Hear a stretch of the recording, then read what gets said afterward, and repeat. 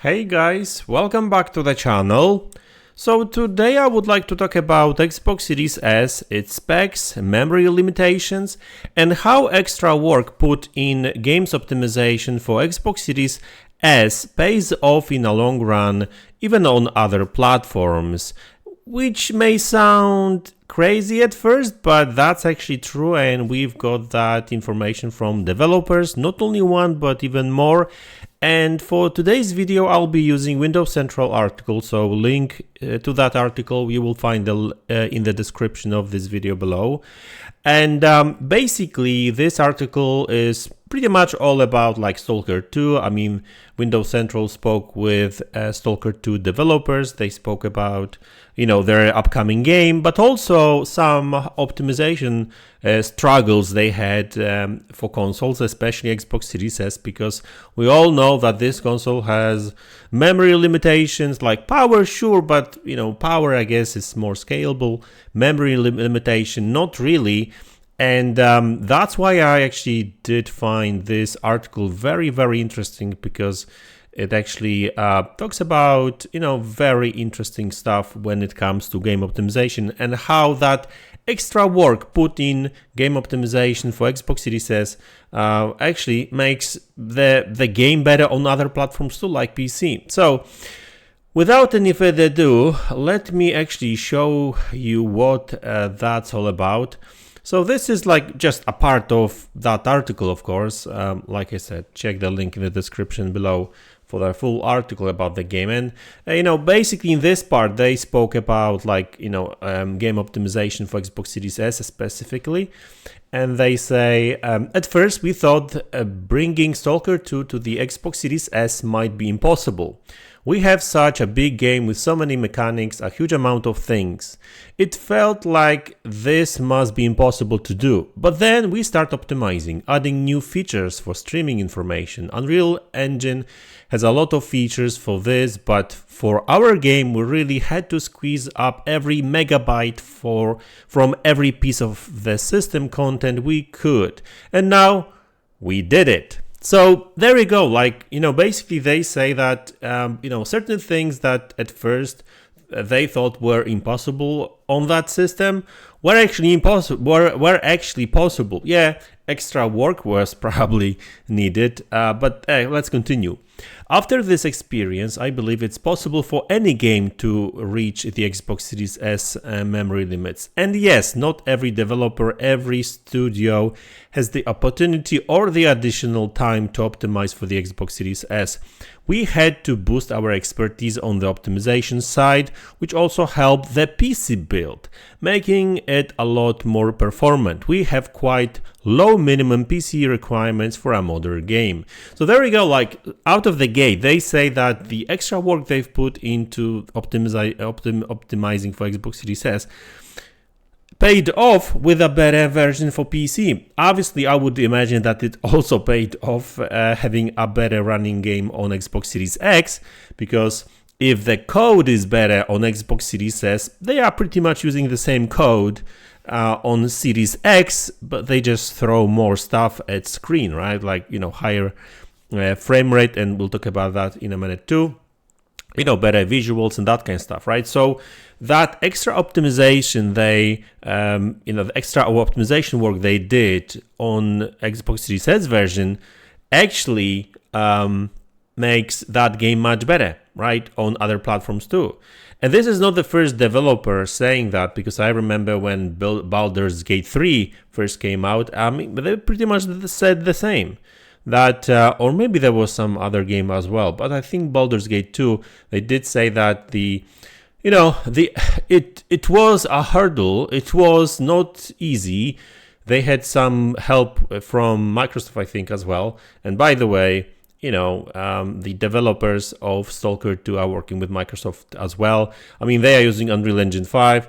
So, and to be honest with you, I would imagine that every single kind of optimization for Unreal Engine 5 should pay off really in the long run for Xbox Series S.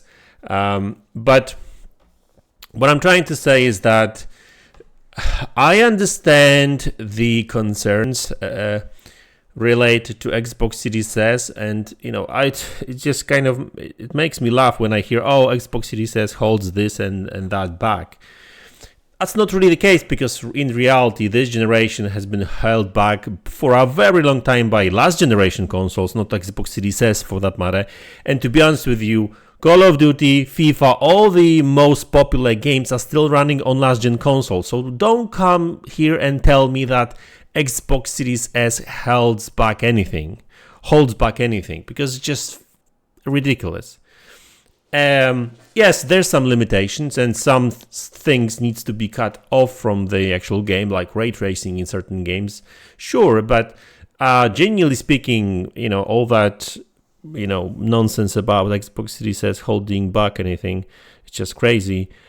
Yes, that's extra work for developers, but that's why you see many developers complaining about it, because it's extra work for them.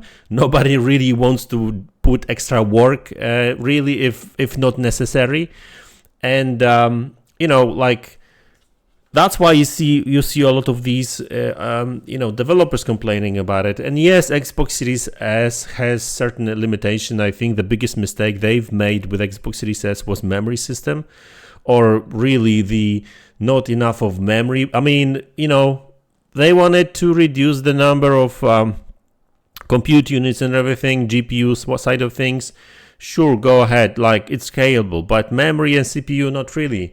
I mean, they would be much better off if they at least stuck to, for example, 12 gigabytes, like Xbox One X, even last generation console. So that was the biggest mistake, and that's why developers are so pissed at Microsoft right now. But anyway, let's continue. The game runs at 60 frames per second on Xbox Series X. There we go. There are some times when it might dip to 55 or so, but hopefully we can optimize further there before or after release. We allow bigger drops in narrative cutscenes that are full of complexity and VFX and the like, since it won't impact the player's movement experience. Like, see, I that doesn't bother me at all. I mean, I see like Digital Foundry sometimes testing these cutscenes and stuff, and I understand why they do that, because when it comes to PlayStation versus Xbox comparisons, cutscenes usually cutscenes are literally the same, right? So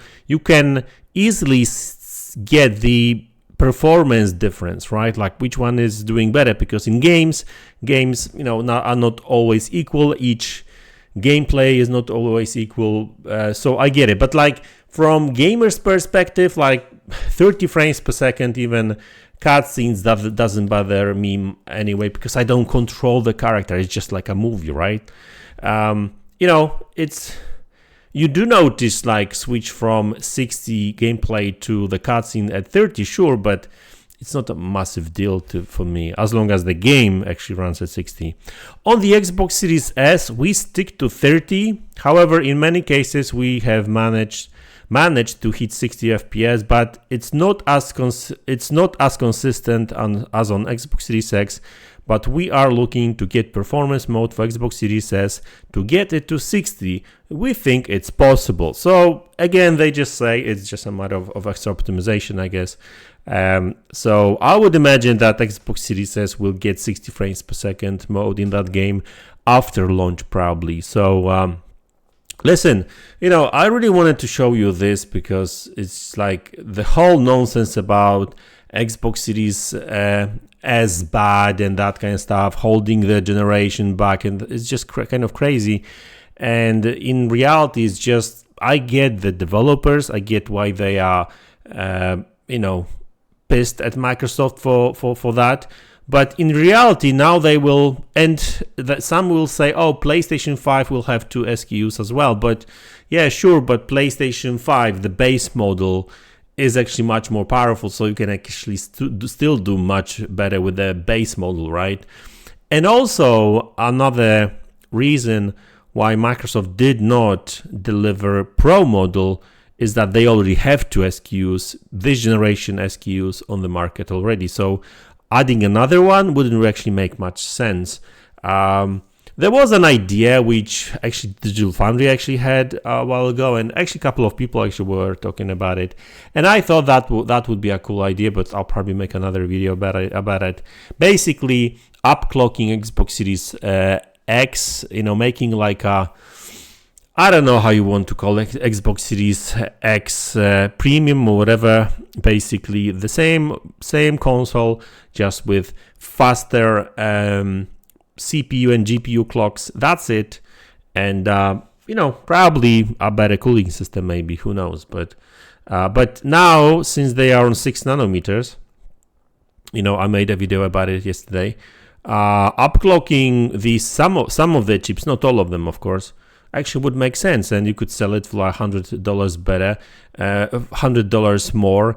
That would actually make a lot of sense, because I don't know what's the limit, but looking at PlayStation 5 and how they delivered these high clock speeds, and the Xbox Series X chip is really clocked at like way lower than PlayStation 5, and obviously they cannot reach the PlayStation 5 clock speeds because it's a big GPU.